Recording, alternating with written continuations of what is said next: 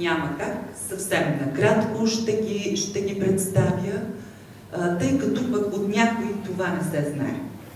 И така, в края на 2011 година беше приета обновената програма, европейска програма за учене на възрастни с резолюция на съвета и през 2012 година стартира процеса във всички европейски страни, членки на Съюза, с създаване на нов тип взаимоотношения между Европейската комисия и съответните държави.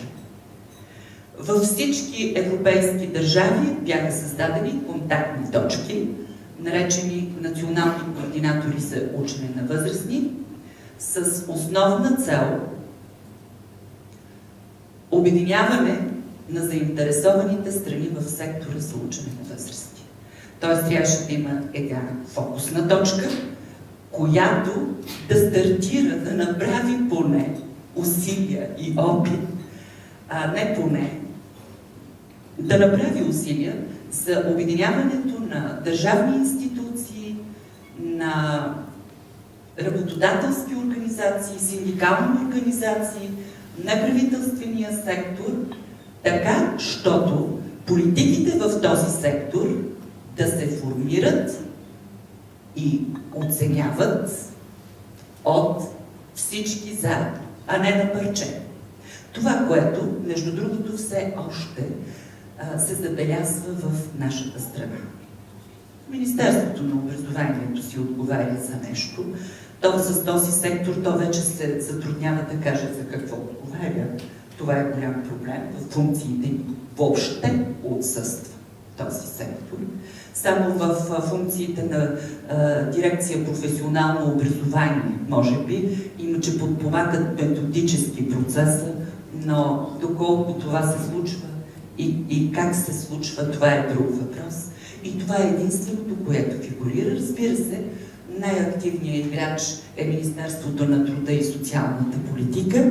Министерството на културата обаче започва да погони с нови инициативи, нови политики. Поздравявам ви, Силве, страхотни сте, дори популяризирахте стратегията за учене през целия живот на регионални срещи с всички културни институции, които на практика са най-могъщия проводник на политиката за учене през целия живот. Библиотеки, музеи, читалища.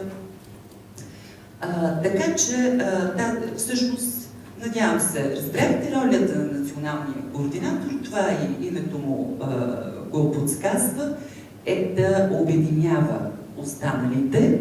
Разбира се, има и конкретни задачи, свързани с разработване на, т.е. да ръководи процеса по разработване на различни инструменти и политики, които са необходими на национално ниво. Вече многократно беше заявявано от преждеговорившите, че сектора за учене на възрастни е най-слабото звено в развитието на националните системи за образование и обучение, и това е характерно не само за България. България е с най-ниски показатели. Чухте министър Танев, изнесе така кратка информация само по 3 от показателите. Ако продължим и с останалите, ще видите, че по повечето от показателите, с изключение на показателя преждевременно напуснали училище, България е на последно или предпоследно място. Просто положението е трагично. Работа колкото искате. Ако искаме да променим това състояние. Всъщност електронната платформа за учене на възрастни цели именно това, да промени състоянието на този сектор, който има проблеми дори в най-развитите страни. Заради което и е тази активна политика на комисията. Благодаря ти, Митко. По-бързо и така само няколко от основните резултати, които постигнахме заедно с всички вас през миналата година основно. през 13-та и 14-та година, защото стартирахме работа в края на 2012-та. Тоест, обединихме заинтересованите страни на национално ниво. Като първа стъпка към процеса за създаване на нива на управление, но управление, което не свързвайте с държавното управление, иерархичното управление. Ниво на управление, което е съгласие, доброволно съгласие между отделните институции и организации. Създадохме национална координационна група за учене през целия живот. Тя се събира няколко пъти през миналата година. Тази година ще продължим да работим много активно, тъй като ще разработим, както ще видите след малко, един инструмент, който ще се ползва от тази група, отново онлайн инструмент, за проследяване на напредъка по изпълнението на Националната стратегия за учене на възрасти.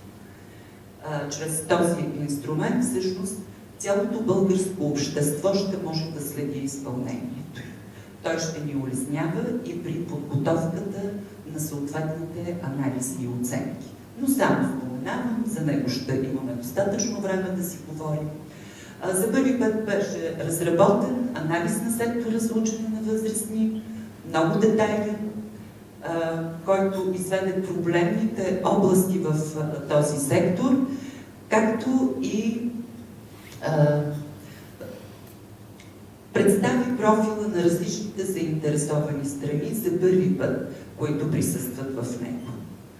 Беше създадена национална информационна система, в която може да се влезе през същия този сайт, който преди малко представи Орлин. И така нататък, и така нататък. Това е сайта llm.mom.bg. Това е електронната страница на Националния координатор за учене на възрастни. Така че на този сайт ще бъде създадена скоро и платформа, която ще осигурява възможност за вътрешна комуникация между членовете на Националната координационна група.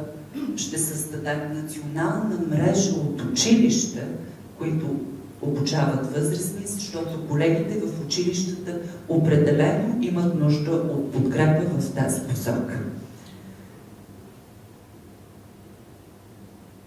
И какво? Не е много напред на времето. Какво ще се случи през 2015 година? Задачите ни са насочени в няколко основни дейности. Ще се спра само на 3. Едната е свързана с това, което започнахме миналата година и трябва да си довършим работата.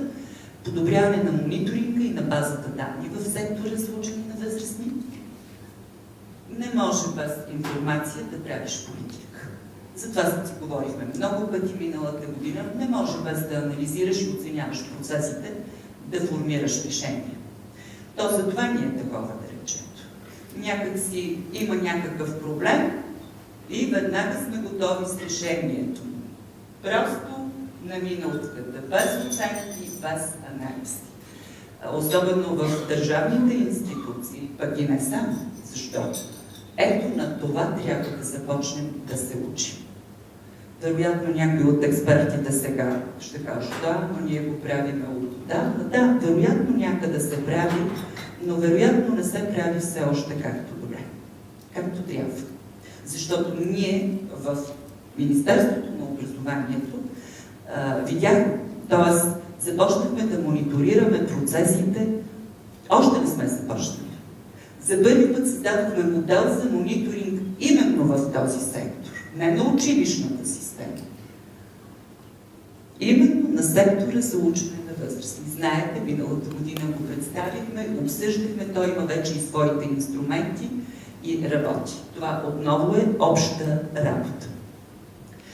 През 2015 година ще бъде годината, ще обърнем погледа си към формалната система от сектора за учене на възрастни, най-вече към училищната система. И там резултатите ни са много тревожни. Ако културните институции, които бяха в полезрението ни през миналата година и представиха прекрасни практики, допринасят в най-голяма степен за осигуряване на процеса, за неформално обучение и формиране на умения, то в формалната училищна система нашето участие е толкова слабо. То добре, че се появи, защото в 2003 някъде беше съвсем замряло. Е около 2,3% от населението. Става въпрос само между 25-64 години. Само около 2% участват в нормалната училищна система. И ако общо говоря за участие в рамките на една година, България, българите декларират. Това се случва в рамките на изследване, разбира се. Тоест, 26% от българите участват в дейности, свързани с учене през целия живот, но в рамките на една година. Тези 1,7% са когато става въпрос за последните 4 седмици преди изследването. Нещо там куца с това изследване и ние винаги се съмняваме в резултатите с госпожа Такева. Има защо. Да. Но в годишното изследване България показва едно доста добро ниво, 26%. Само 2% от тези 26% са в онази система, която трябва да бъде мотор на процеса в училищната система. Причините са неизвестни, някои от тях други не са неизвестни, заради което сме се захванали с един анализ, работата вече стартира и смятаме, че след около 2 месеца този анализ ще е готов.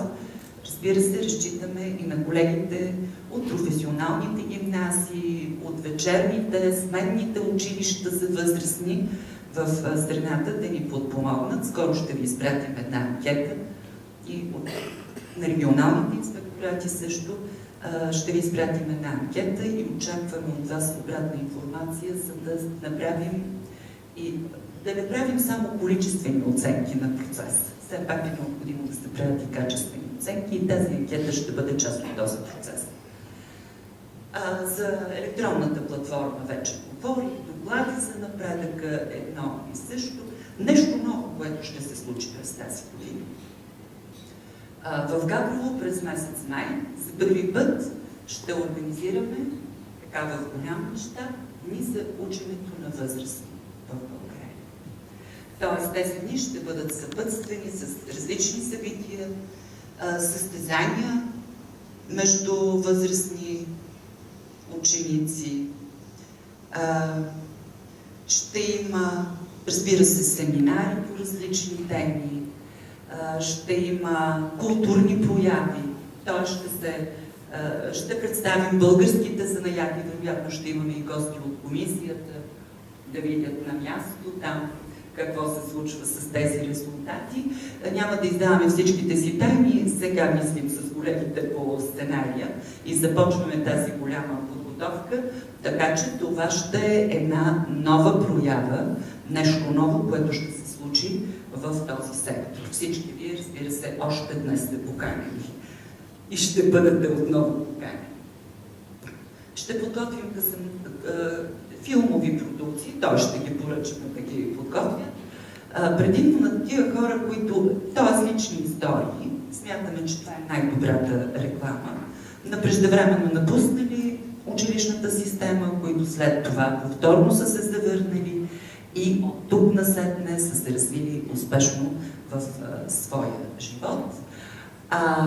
В навечерието на Деня на народните будители ще направим една заключителна конференция, един национален форум за приносът на България в изпълнение на Европейската програма за учене на възрастни и не само, и за резултатите, както ще видите